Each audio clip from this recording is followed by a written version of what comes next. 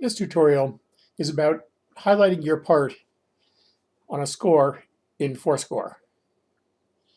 The simplest thing you can do, I'm going to tap in the center to bring up the menu and open up the annotate, which I have in the upper right.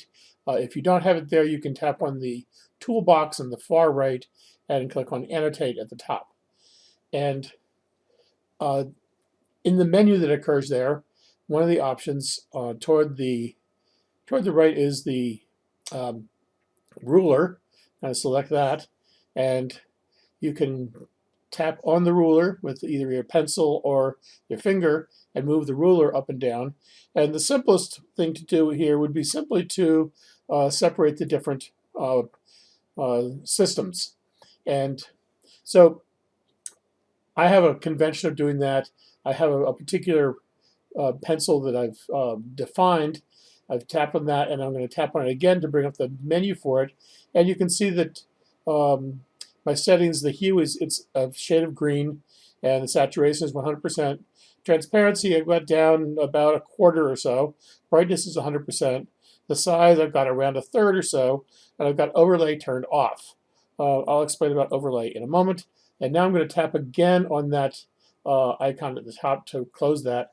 And now with the ruler set between two systems, I can simply drag across and do that on all the different systems. And that is a way, in a score like this, I'm going to click on Done now. That's a way in a score like this to separate the different systems to make it easier to find where you belong. Because notice in this one that the systems are really close together, so it's very difficult to see one for the next. So that's one way of doing that. Another thing I like to do is to actually highlight my parts.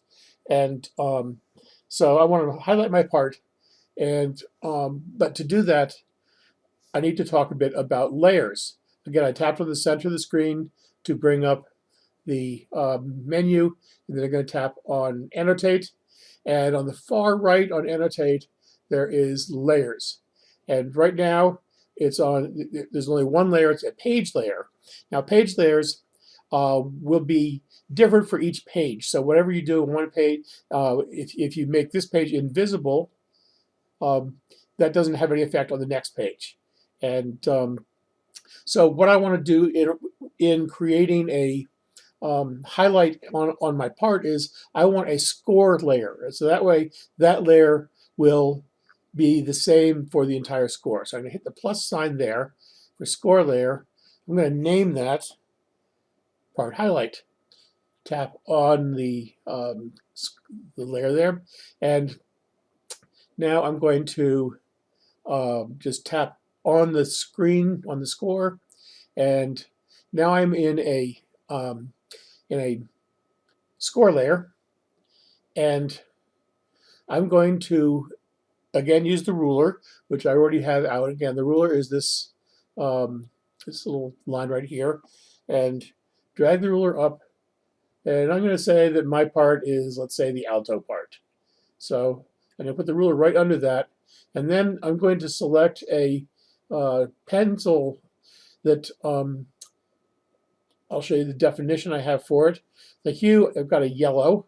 Saturation 100%. Transparency is, again, about a quarter or so. Brightness is 100%. Size is 100%. Overlay is turned off. And I'll demonstrate overlay off and on in just a moment. Then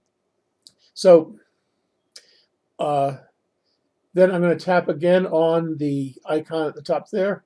And then I'm simply going to drag above that ruler all the way across. Now notice, and this is something that I have complained to ForeScore about, that with the pencil at the largest size it can be, it does not completely cover this staff. So I have to then move it up a little bit and do a second swipe. Now, let's go down to the next one. Again, I'm doing the alto. And this time I'm going to show you what happens if I have overlay turned on. I'll do my first swipe across. And with overlay turned on, each new swipe that you do will make it darker. So what that has done is it has actually made it a little darker there. You can see if I keep going over it, it'll keep getting darker and darker. And you don't want that for this particular application. So I'm now going to hit the eraser and erase all of this.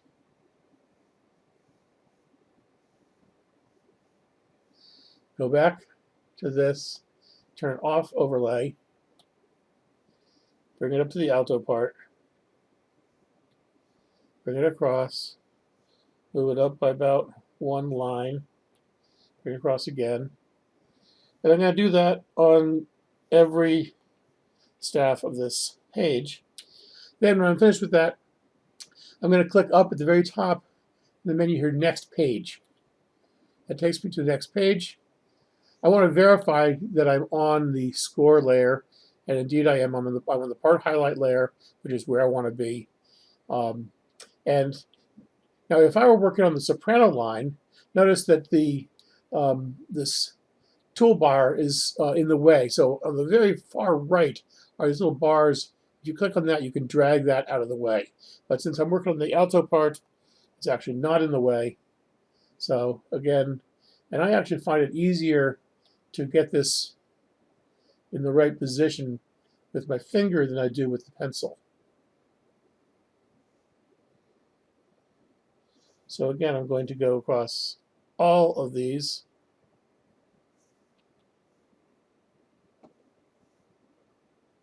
And go on to the next page. And we do that until we're finished with the entire piece. And when you're finished, you can turn off the ruler and click Done. And that's it. All my parts are highlighted. I can jump back to the beginning. And I still have these underlines here. And because I'm not going to actually use those, so I want to get rid of those. But notice if I go to the eraser right now, I try to erase those, they won't erase. And the reason is because they're on a different layer. So I go back to the layers on the right side and go to the page layer, which was the default layer, tap in the center of the page, and from here I can erase those.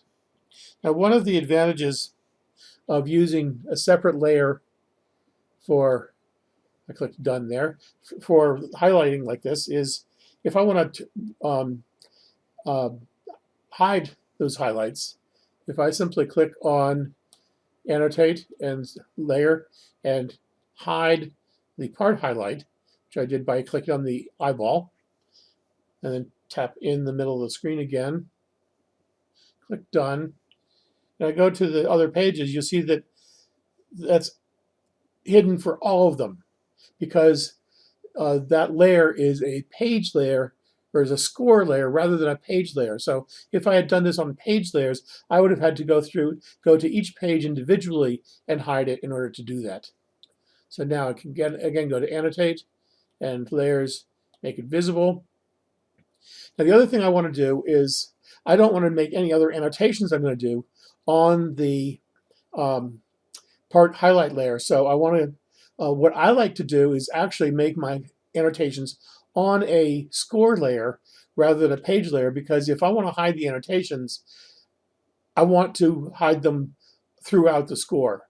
It's unlikely that there are very few things that I want to do that I wanted to have be only on that one page. So I'm going to create a new score layer by tapping on the plus sign and make sure that one is highlighted, and then tap on the screen. And one thing that I like to do at the end of a piece, this one especially because it doesn't have a double bar at the end, I like to make an indication that it's the end of the piece. And my method of doing that is I use the ruler. Now the ruler is currently horizontal, so if I put two fingers on it and twist, I can turn it around to vertical. I'm going to move it to the end of the piece. I have a bold red line there, which I use just for this purpose. And I'm just going to mark that. And now that, let me just check go back to here, and you see that I am on score layer 2. So if I'm on score layer 2, again, I'm tapping in the middle here, and if I turn off the ruler, go to the eraser, I cannot erase the highlights because I'm not on that layer. So now I want to go back to the first page, and any other marks that I want to do. If I want to, let's say I want to use, let's say this red mark here to do normal things. So, for example, maybe I want to put a breath mark in here, and I want to remind myself that this is a longa rest, and or is that a brev? That's a brev. Anything I want to do, I'm going to do on that score layer.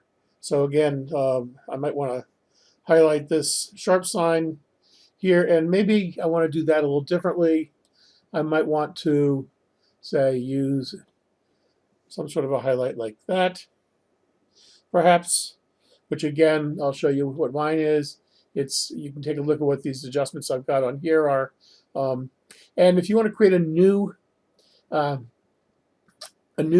pencil, you can click on annotate, and there's a plus sign in the center here. Click on that, and it'll give you the opportunity to create a new one of whatever you want it to be, like that. And if you want to get rid of it, down at the bottom of this is trash can. You can delete it.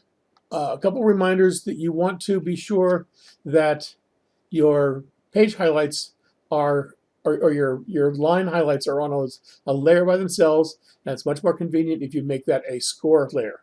Now, one caveat, I had a first generation iPad Pro, and on that, when I did page layers, it really bogged down my annotation capability. When I would go to annotate something, it would tend to stall, and it was quite frustrating.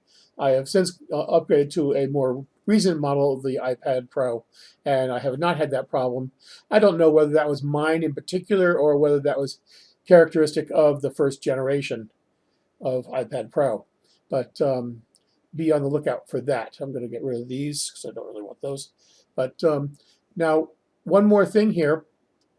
When you pass this score to someone else using the airdrop, because you're playing in a quartet and you want the rest of your quartet to have it, they don't want to have the alto part highlighted. They want to have their own part highlighted. So what you want to do, or what they would want to do, is go to the annotation and layers and select the part highlight layer, tap in the center of the screen, and then use the dotted thing here, the select thing, and make a selection around the entire score. And you'll see down at the bottom here that the default is to move the selection, which is what I want to do. And I think the person who I gave this to is playing the soprano, so I'm going to move this up so it's on the soprano part. And then I'm going to click next page and highlight this and move it up. Of course, I can't see the top one, but I can see the others. And I'm just going to stop there, but you would do that on all pages. Now, if I go back to the beginning, remember I did a couple of things here. I circled this this rest, and I made a mark on this rest. Notice that they didn't move; those marks didn't move because they were on a separate layer. When I've finished moving all of my highlights to the soprano line, I want to make sure I remember to go back and go back and change the layer to the other score layer, so that when I make other marks, that it is on that layer and not on the part highlight layer. There you go. I think that's enough for now. I hope that has been helpful.